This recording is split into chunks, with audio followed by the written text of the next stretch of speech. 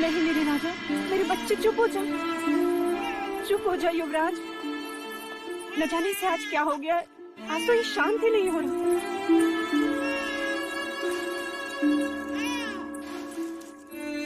नहीं राजा, लगता है कुमार को किसी की अशुभ दृष्टि लग गई है। लौशिका, युवराज की नजर उतारो शीघ्र।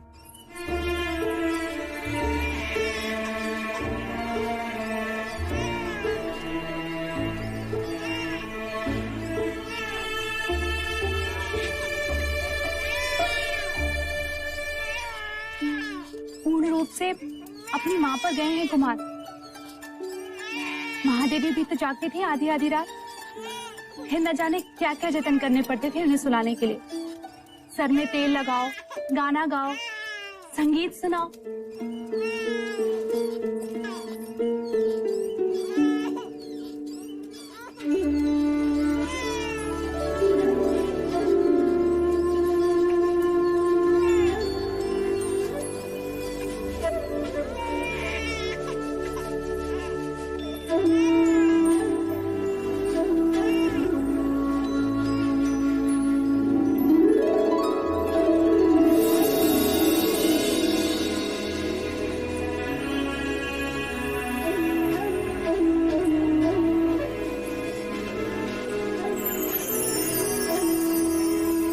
देख तो प्रजापति, तेरी बांसुरी सुनकर कैसे शांत हो गया।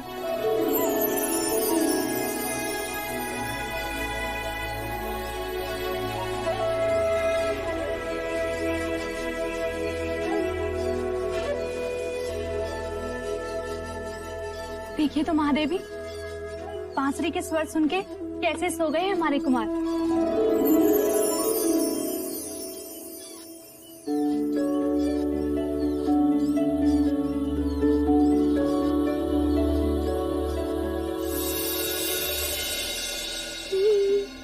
ये क्या कर रही हो मंगला? आर्या, तुम्हारी आंखों को क्या हुआ? क्या हुआ? कुछ भी तो नहीं। अगर कुछ हुआ नहीं है तो फिर देखकर भी पूछ क्यों रहे हो? क्या कर रही हो मंगला? मैं ये पूछ रहा हूँ कि तुम ये दिए क्यों जला रही हो? हाँ, अब ये सही प्रश्न। दिए कब जलाते हैं? जब कोई पर्व होता है। आज पर्व ही तो है। किंतु आज कौन सा पर्व है? अरे, महामुनि असित ने हमारे देवदत्त के लिए भविष्यवाणी जो की है। भविष्यवाणी? किंतु वो भविष्यवाणी तो सिद्धार्थ के लिए थी। हाँ, उसी के लिए की थी। शब्द सिद्धार्थ के लिए थे, पर मर्म देवदत्त के लिए था। वो कैसे? आंखें बड़ी करो आर्य, आंखें बड़ी करो। अरे, सिद्धार्थ बड़ा होकर सन्यासी बनेगा, राजगद्दी पर देवदत्त ही तो बैठेगा ना।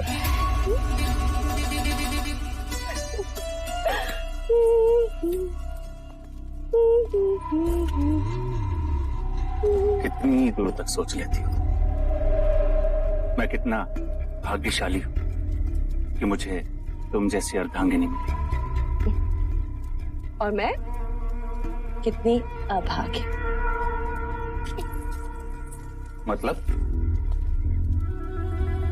मतलब मूछे होती तो महाराज बनते।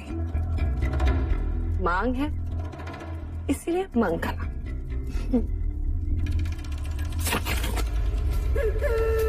और बहुत ही शीघ्र राजमाता। देवदत्त कहाँ है? मुराज खेले मेरे साथ, मैं आपको हरा दूंगा। पुत्र, इस समय नहीं, इस समय मैं अकेले रहना चाहूँ। नहीं, मैंने बोला आप खेलिए मेरे साथ। कौन है इस समय नहीं? नहीं, आप मेरे साथ अभी खेल। कौन है इस समय नहीं?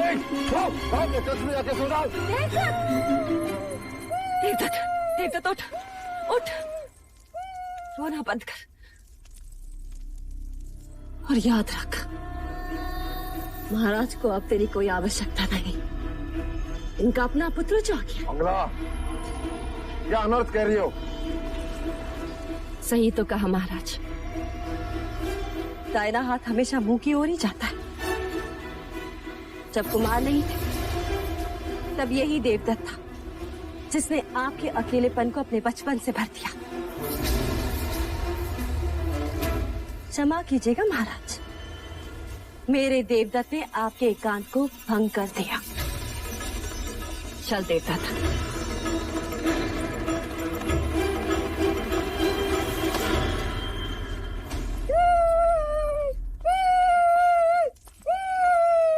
शांत शांत हो जा, मैंने कहा ना, एकदम चुप चुप हो जा। धीरे धीरे मंगला दीदी, सिद्धार्थ अभी अभी सोया है। तुम्हें क्या हुआ? तुम क्यों रो रहे? आज महाराज पहली बार देवदत्त पर क्रोधित हुए हैं। महाराज क्यों? आपके कारण। हमारे कारण? आप महादेवी माया को वचन देकर भूल गई महादेवी प्रजापति। आपने कहा था कि आप दोनों का ध्यान रखेंगे, परंतु युवराज सिद्धार्थ के लालन पालन में इस तरह डूब गई हैं आप कि व्यथा में डूबे महाराज पर ध्यान ही नहीं रहा आपका। माँ तो बन गई, परंतु पत्नी का धर्म भूल गई। इस समय जब महाराज को आपके शयन कक्ष में होना चाहिए, वो व्यथित राज्यसभा में बैठे हैं। आप महादेवी हैं, किंतु आयु में मैं आपसे बड़ी हूँ। आपका ध्यान रखना मेरा कर्तव्य है, इसलिए बिना मांगे आपको सलाह दे रही हूँ। ऐसे कोमल अवसर में अपने पुरुष को अकेला नहीं छोड़ना चाहिए। आप समझ रही हैं ना? चल देवदत्त।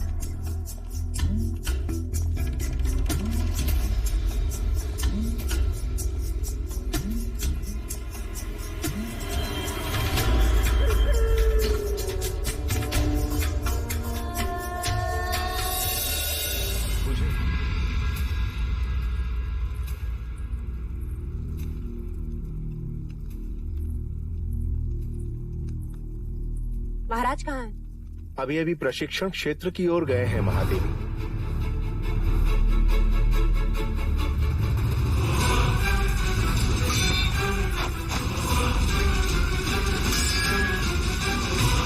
मेरा पुत्र सन्यासी बन जीवन के हर युद्ध में ये विजयी हो, तो वो युद्ध भावनाओं का होगा।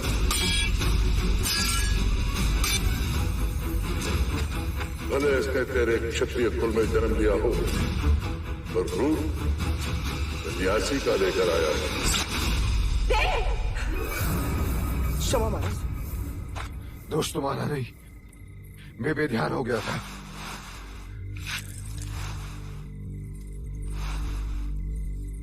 ये क्या देव? ये कोई समय है प्रशिक्षण का? नींद नहीं आ रही थी, व्यथित था, अपने क्रोध पर काबू नहीं कर पा रहे थे, इसलिए। ऐसी कौन सी व्यथा है देव जिसने आपको इतना चिंतित कर दिया?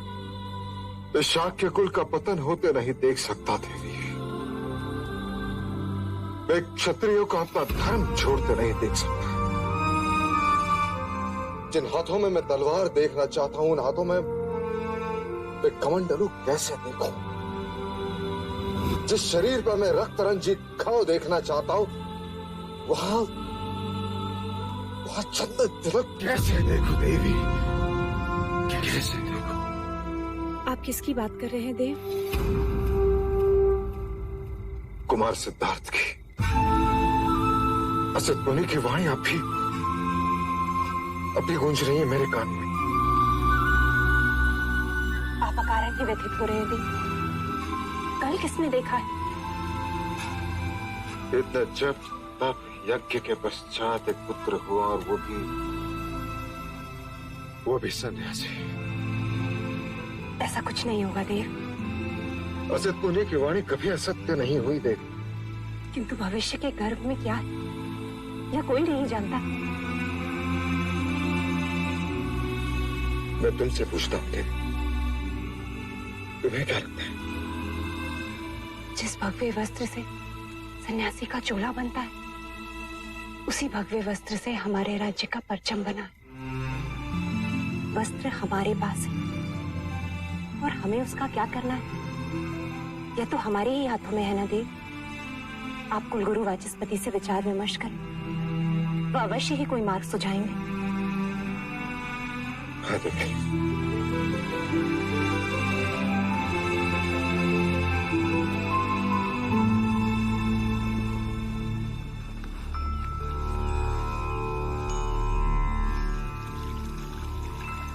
मूलाथो ब्रह्म रूपाया मध्याथो विष्णु रूपेणे अगर्थ शिव रूपाया वृक्ष राजाय थे नमः। महादेवी प्रजापति, आपका यह विचार अति सराहनीय है। यदि हर परिवार अपने मृत आत्मा की स्मृति में एक वृक्ष लगाए और उनका जतन करे तो पृथ्वी सदैव हरित रहेगी और उनकी स्मृति भी जीवित रहेगी। आज हमने ये वृक्ष लगाकर माँ देवी महामाया की स्मृति को सदैव के लिए धरती से जोड़ दिया है। महादेवी महामाया की, महादेवी महामाया की, महादेवी महामाया की।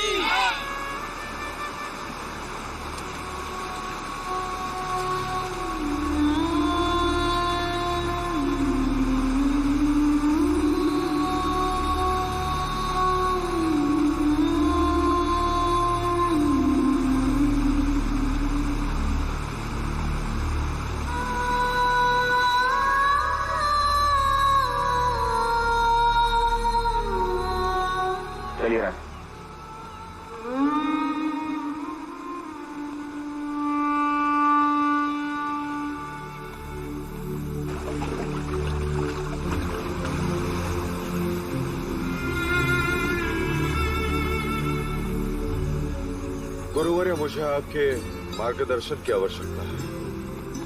अवश्य राजा। आप तो जानते हैं कि असित मुनि ने भविष्यवाणी किया है कि सिद्धार्थ बड़ा होकर सन्यासी बनेगा,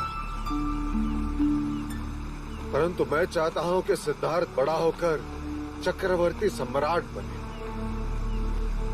मुझे यही चिंता सता रही है कि सिद्धार्थ का भविष्य क्या होगा।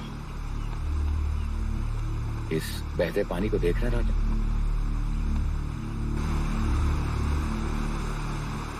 यदि आप इसके प्रवाह को मोड़ना चाहेंगे तो क्या करेंगे राजा?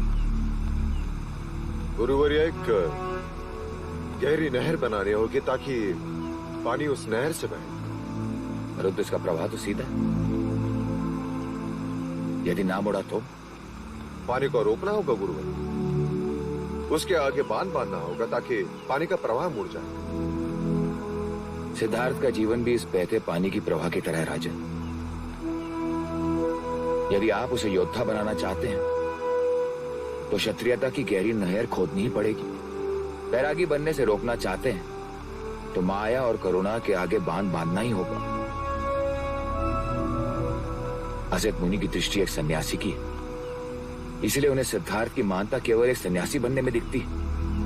परंतु आप क्षत्रिय हैं, इसलिए आपको सिद्धार्थ की महानता एक चक्रवर्ती सम्राट बनने में दिखती।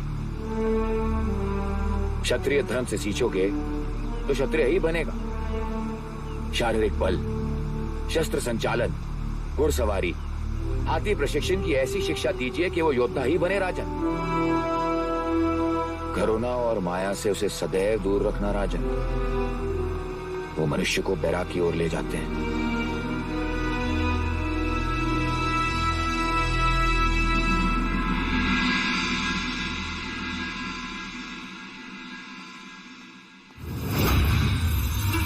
महाराज, वो भी अकेले? सही अवसर। मंगला, तुम इतने दिनों पश्चात आपसे अपना नाम सुनकर मन आनंदित हो गया महाराज। अच्छा हुआ। मैं भी तुमसे कुछ बात करना चाह रहा था।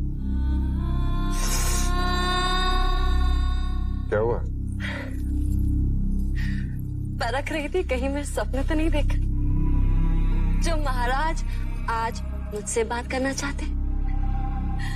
आज का दिवस तो मेरे लिए एक उत्सव ही है। कहिए ना महाराज।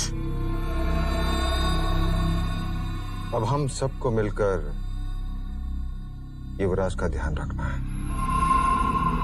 आप कहें तो मैं आपका भी ध्यान रख सकती हूँ महाराज।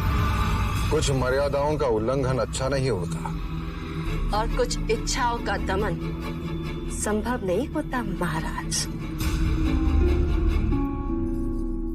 तुम फिर से वही बात कर रही हो? क्योंकि मैं वो बात आज तक नहीं भुला सकी। मेरी प्रजापति में ऐसा क्या था जो दूसरे विवाह के लिए आपने उसे चुना, और मुझे आपके दूसरे भाई से ब्याह करना पड़ा, जबकि मेरी असली चाह तो आप ही थे महाराज। ये सारी बातें अतीत की है मंगला। फिर ये बात आज भी मेरे आगे प्रश्न बनकर खड़ी है महाराज। तो आज उस प्रश्न का उत्तर भी सुन लो। दूसरे ब्याह की बात महादेवी महामाया की इच्छा थी, और प्रजापति उसकी बहन। उसमें मेरे रुचि या अरुचि का कोई प्रश्न नहीं, और ये बात अब व्यर्थ है, समय का नाश है। सच्चाई के साथ चलेंगे तो सब आनंदित रहेंगे, अन्यथा इतिहास दर्शाता है कि परिवार का कलह महाभारत तक पहुंचा है।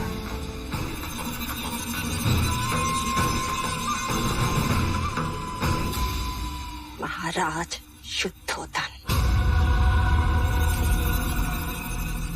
पहले मेरी दृष्टि केवल आप पर थी, परंतु अब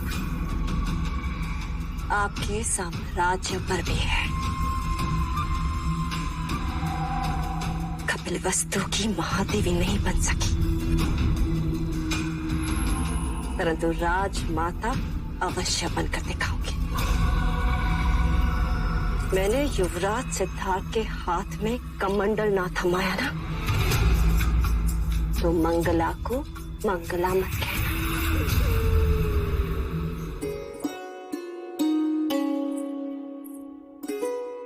अब देखें कैसा लग रहा है। महादेवी प्रजापति, क्या हम भीतर आ सकते हैं? आपको भीतर आने के लिए आज्ञा की आवश्यकता कब से पड़ गई? आइए छोटे राजा।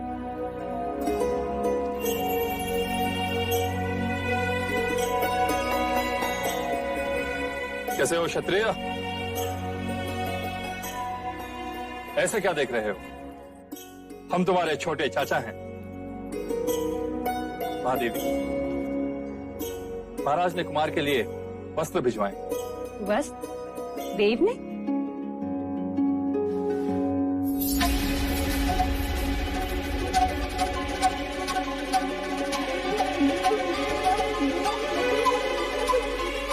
लोहे की चादर?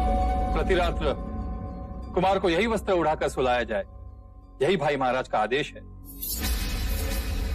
महाराज चाहते हैं कि कुमार अभी से लोहे से खेलें, उसे छुएं, उसे अपना लें, जिससे बड़े होकर उन्हें लोहा भारी न लगे। आपके भाई महाराज इस वक्त हैं कहाँ? पता नहीं महादेवी, किसी गुप्त मंत्रणा के लिए गए।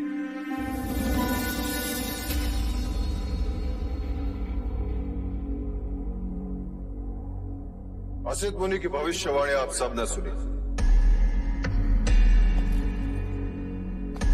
मैं नहीं चाहता कि सिद्धार्थ सन्यासी बने। आप निश्चिंत रहें महाराज, सन्यास तो वन प्रस्थान की आयु में लेते हैं। या तो अति दुखी मनुष्य सन्यास के बारे में सोचता है। दुखों से तो मैं सिद्धार्थ को कोसों दूर रखूंगा। सन्यास लेने के बारे में तो रोगी भी सोच सकते हैं महाराज, और वो भी जो भोग विलास से दूर भागते हैं। अर्थात वो लोग जो दुर्बल हैं।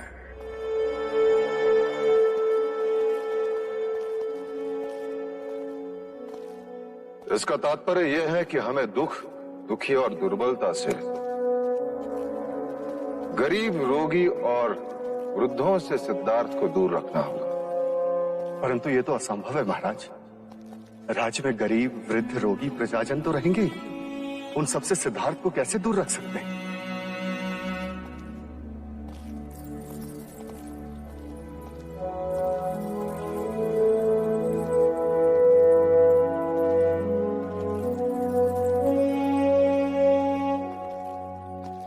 एक उपाय है महाराज। कैसा उपाय सेना? क्यों ना हम राज्य के सभी दुखों को बाहर कर दें।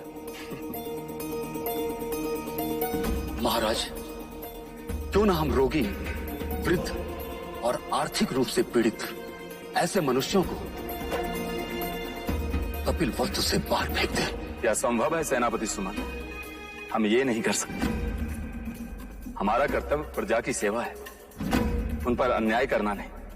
हम उन पर अन्याय नहीं करेंगे, बदले में हम उन्हें उत्तम जीवन देंगे। अर्थात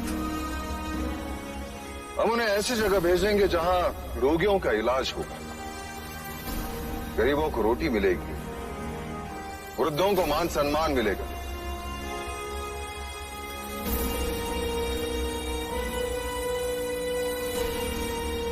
क्या आपको मेरा प्रस्ताव अच्छा नहीं लगा?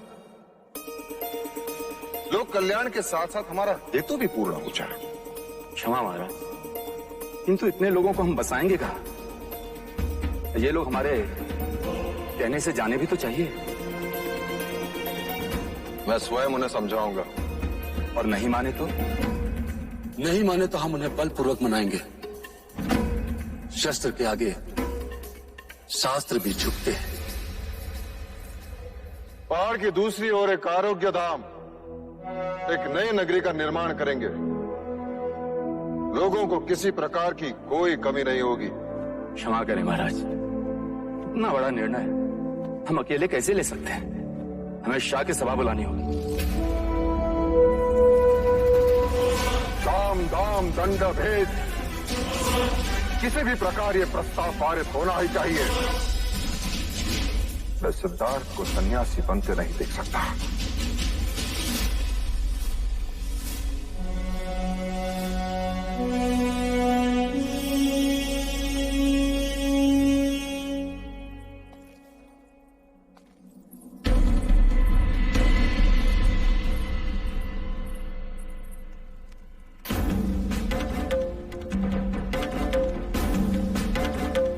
हमारी सभा संबोधन के बाद प्रस्ताव सर्वानुमति से पारित होना चाहिए। आप निश्चिंत रहे महाराज, सभी को समझा दिया गया।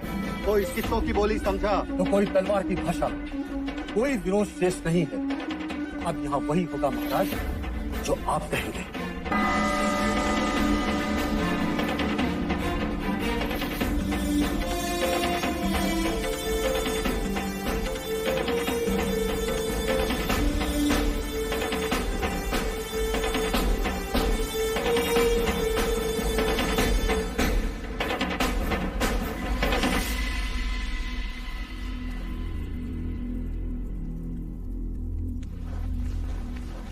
आज की तत्काल सभा का तात्पर्य यह है कि मैं कौशल राज और मगध पर आक्रमण करना चाहता हूं।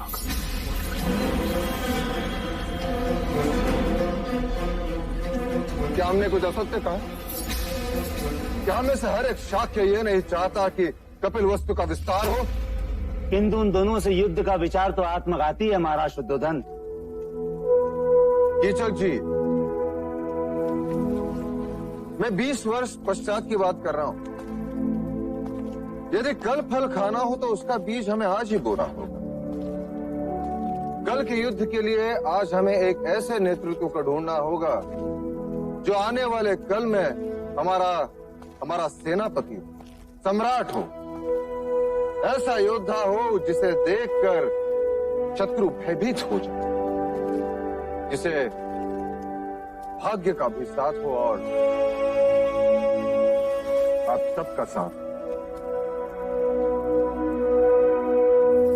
मेरे कुमार सिद्धार्थ में ये सारी योग्यताएं हैं, ये केवल मैं नहीं कहता। शाक्य कुलगुरु वाचस्पति का भी यही कहना है। इसलिए हमें कुछ कड़े कदम उठाने होंगे जिससे हमारी आने वाली पीढ़ी शक्तिशाली हो, दुखों से कोसों दूर हो, चिंता से मुक्त हो। इसलिए मेरा यह सुझाव है कि हम एक नई नगरी का निर्माण करें जहां कपिल वस्तु के रोगी, वृद्ध और आर्थिक रूप से पीड़ित लोगों को रखा जाएगा। जिससे हमारे युवकों को अपने कर्तव्य से मुक्ति मिले,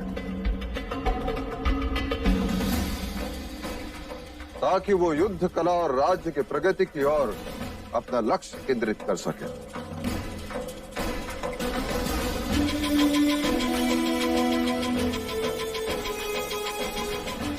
यदि मेरे प्रस्ताव पर किसी का विरोध हो तो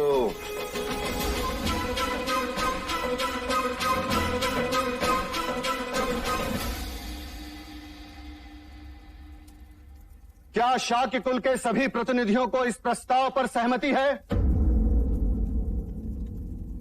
क्या महाराज शुद्धोदन की राय सबको मान्य है? तो क्या हम ये समझ लें, शाक्य सभा में यह प्रस्ताव सर्वसम्मति से पारित होता है? महाराज शुद्धोदन की, महाराज शुद्धोदन की, महाराज शुद्धोदन की।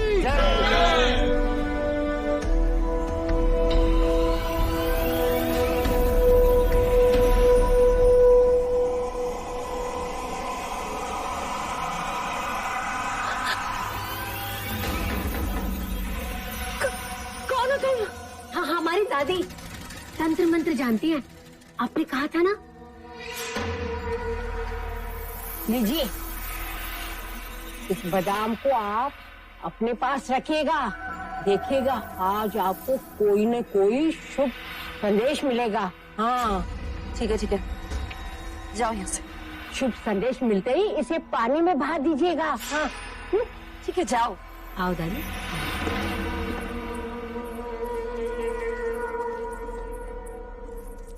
कौन थी वो? डायन। क्या? क्यों डर गए? कामुका की दादी। तंत्र मंत्र में इनका जोड़ ही नहीं। आप बताएं, शाक्य सभा में क्या हुआ? नई नगरी का प्रस्ताव पारित हो गया। नई नगरी? सुनिए सुनिए सुनिए, कपिल वस्तु के सभी प्रजाजनों के हित में महाराज शुद्धोधन ने एक ऐसा निर्णय लिया है जो कभी किसी राजा ने अपनी प्रजा के हित में नहीं लिया। सुनिए सुनिए सुनिए। बात तो भाई महाराज के स्वार्थ की है, किंतु दिखावा परमार्थ का। और ये प्रजा है कि उनको और कुमार सिद्धार्थ को आशीर्वाद दे रही है। नई नगरी? सचमुच? ऐसा परमार्थी राजा ना हमने कभी देखा न सुना। कुमार सिद्धार्थ जुक जुक जिए। ये तो अनर्थ है। प्रजा की आंखों में धूल झोंकने की बात आ रही है। हमें कुछ ऐसा करना होगा जिससे महाराज का मुखौटा उतर जाए, प्रजा को सच्चाई का पता चले, महाराज शुद्धोधन अपमानित हो और कुमार सिद्धार्थ को भी प्रजा अभिशाप माने।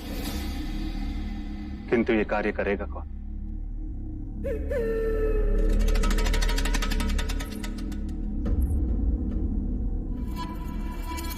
कामुका। नई नगरी का लाभ लेने के लिए सभी गरीब, वृद्ध और रोगियों को 2 दिन में कपिल वस्तु छोड़कर वहां जाना होगा। ये फैसला जनहित में है, इसलिए महाराज आप सभी से सहयोग चाहते हैं, जिससे बल का उपयोग ना करना पड़े। ऐसे कैसे बोल रहे हैं ये लोग? हाँ, ऐसे कैसे कर सकते हैं राजा, बताओ तो।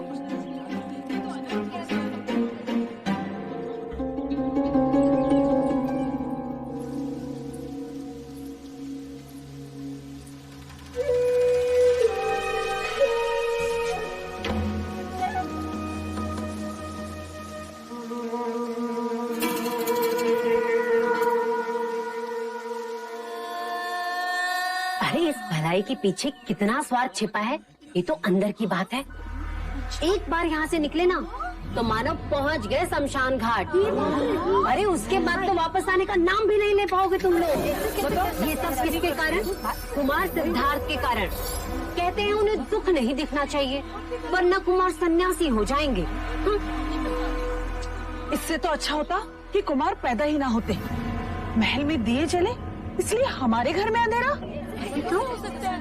अरे कहते हैं बड़ा भाग्यशाली है, जन्म लेते ही माँ को खा गया और अब बड़ा हुआ तो ये कपल वस्तु खाली करवा रहा है।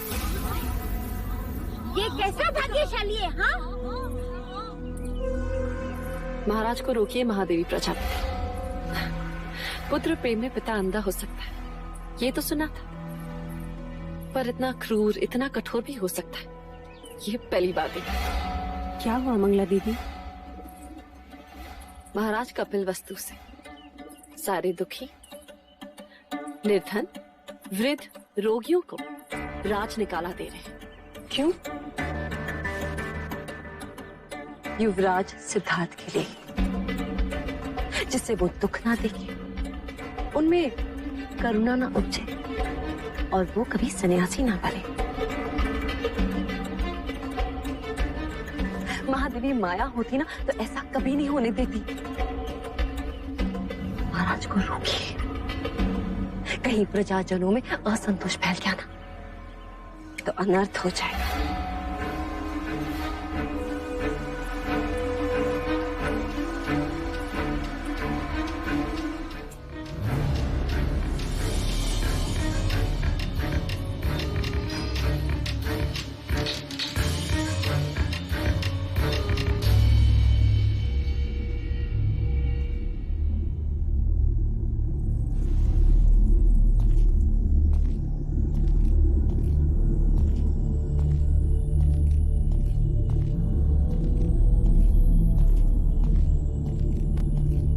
प्रजापति तुम? बहुत ठेस पहुंची है देव। यदि महादेवी माया जीवित होती तो क्या आप उनसे भी यह बात छुपाते? कौन सी बात? यह कैसा न्याय है देव कि मुनिवर असित ने भविष्यवाणी की और आपने पूरे कपिल वस्तु को बेघर कर दिया। अच्छे भविष्य के लिए वर्तमान को दंड भुगतना ही पड़ता है देवी। किसका भविष्य? कुमार सिद्धार्थ का। तो उसके लिए प्रजा क्यों दंड भुगते? अभी भी समय है देव, अपना आदेश वापस ले लीजिए, अन्यथा प्रजा का रोष हमें जीने नहीं देगा। क्या मिलेगा आपको यह करके? कपिल वस्तु को भावी सम्राट, जो संपूर्ण भारतवर्ष पर राज करेगा। प्रजा को दुखी करके कभी कोई राजा खुश नहीं रह सकता देव। किस किस से दूर रखेंगे आप कुमार को? प्रकृति के भेद छुपाए नहीं छुपते। आप उनसे मनुष्य का दुख छुपाएंगे, मृत्यु छुपाएंगे, किंतु वृक्ष से गिरते पीले पत्ते कैसे छुपाएंगे? मुरझाते फूल कैसे छुपाएंगे देव? देवी तुम्हारी भावनाएं मुझे दुर्बल कर रही हैं। और पुत्र प्रेम आपको निष्ठुर। कहीं ऐसा ना हो कि कुमार बड़े हो और इस कांड का उल्लेख निकले तो उनका सर शर्म से झुक जाए। प्रजापति, ये मत भूलो कि मैं उसका जन्मदाता हूँ। मेरा अधिकार तुमसे बढ़कर है। मैं उसके लिए जो कुछ भी करा उसके हित में करा। ना वो दुख देखेगा ना मृत्यु, जिससे वैराग्य उत्पन्न होता है।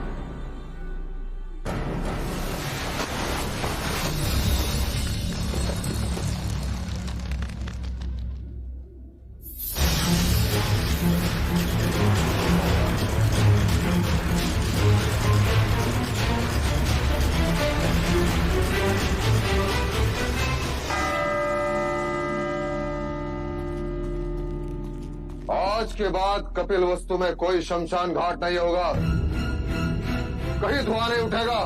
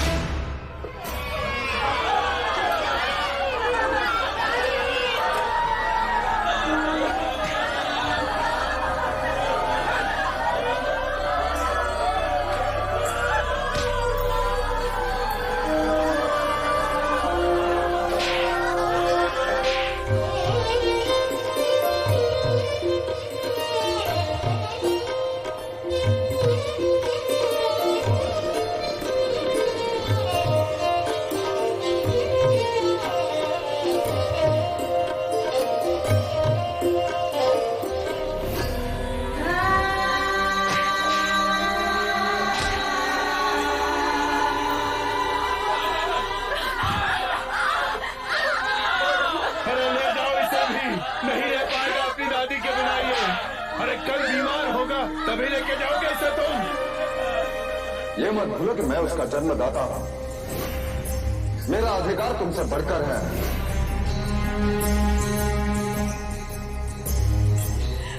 महादेवी, महादेवी ये मनुष्यता नहीं है महादेवी।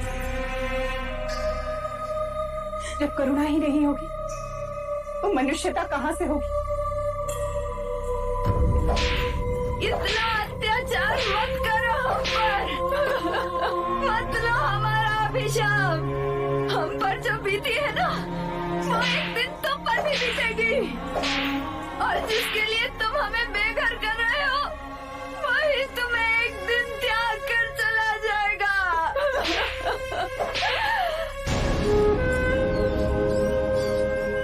मैं तुझसे पूछ रही हूँ, और कितनी देर लगाएगा तू?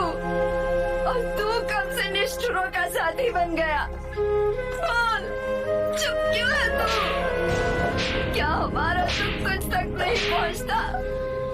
इस आतंक को देखकर तेरी आंख से आंसू क्यों नहीं बहते?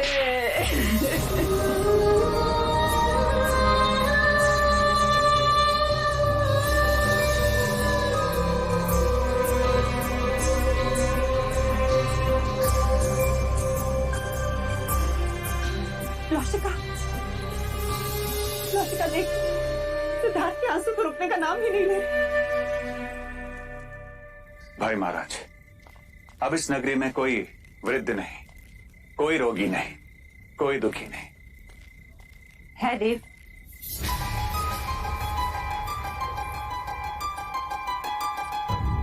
कौन दुखी है?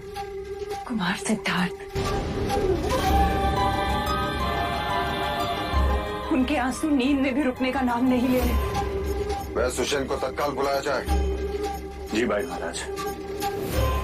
दुख केवल तन में या आसपास नहीं होता, मन का भी होता। मन के दुख का क्या करेंगे देव? क्षत्रिय के मन में केवल स्वाभिमान रहता है, दुख नहीं।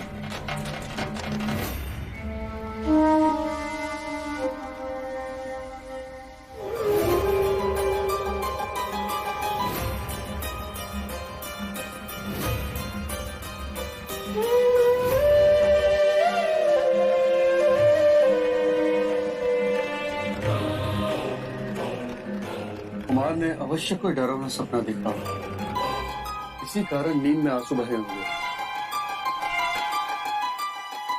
और बुखार का कारण भी यही होगा। मैं औषध भिजवा देता हूँ। भिजवाइए नहीं, अंगारी। आज के पश्चात आप परिवार समेत यही राजमहल में रहेंगे।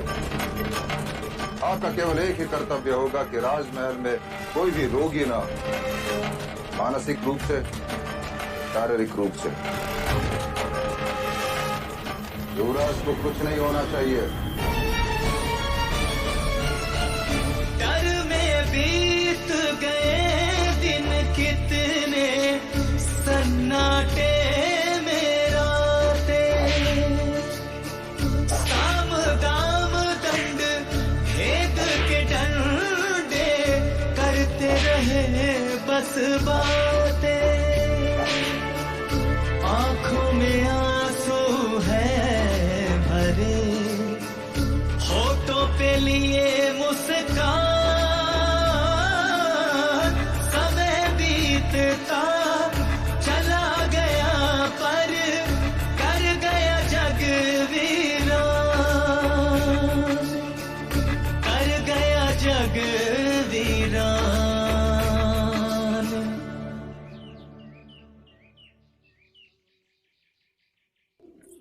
सिद्धार्थ,